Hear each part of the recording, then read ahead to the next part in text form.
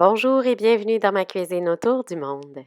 La recette d'aujourd'hui est une omelette roulée aux légumes d'origine coréenne que l'on appelle 계란말이. Dans la tradition culinaire, c'est un plat qui se sert en accompagnement d'un ragoût ou d'une soupe, mais vous pouvez facilement le servir comme plat principal avec du riz ou une salade.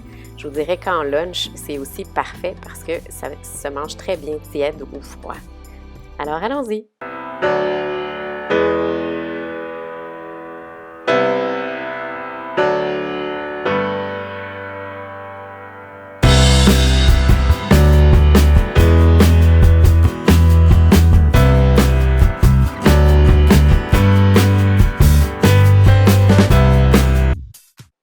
Alors, on commence par les légumes.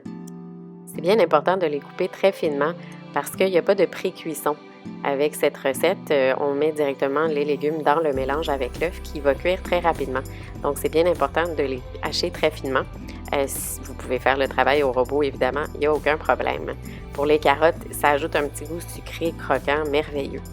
Pour la suite, les autres légumes, c'est vraiment à votre goût. Moi, j'utilise ici de la ciboulette chinoise. Vous pouvez la remplacer par des oignons verts, mais des courgettes, des champignons, des brocolis. Enfin, vous pouvez utiliser cette occasion-là pour vider votre frigo. Si vous utilisez des oignons, je préfère les oignons blancs qui sont moins forts et qui ont un petit côté sucré. Ensuite, pour les œufs, j'en ai utilisé 6 pour la recette parce que j'ai environ 2 tasses de légumes en tout. Je me suis rendu compte assez rapidement qu'avec 4 œufs, qui étaient en fait les mesures données initialement pour la recette, c'était définitivement pas assez, donc j'en ai rajouté un 5e. Évidemment, il ne faut pas oublier d'assaisonner. Sel et poivre seulement, ce sera suffisant parce qu'on va pouvoir tremper l'omelette dans une petite sauce. Donc, lorsque j'ai ajouté les légumes, j'ai aussi rajouté un 6e œuf.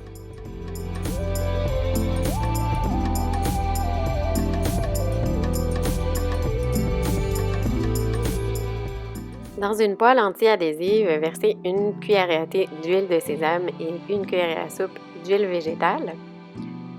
Et attendez que la poêle soit légèrement chaude, mais vraiment pas trop. Là, mettez ça à feu moyen ou plus parce qu'on veut que ça cuise quand même assez doucement.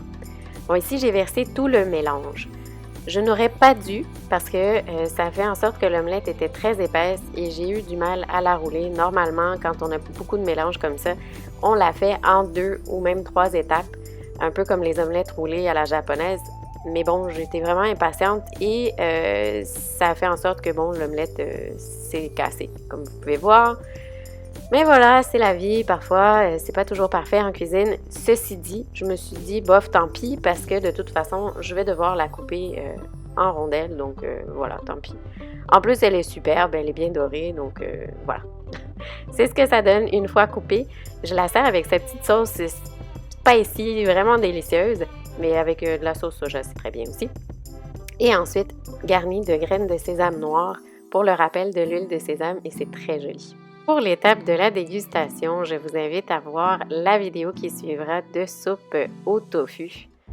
En attendant, je vous dis merci. N'oubliez pas de liker et abonnez-vous à ma chaîne pour plus d'idées recettes et découvertes dans ma cuisine autour du monde.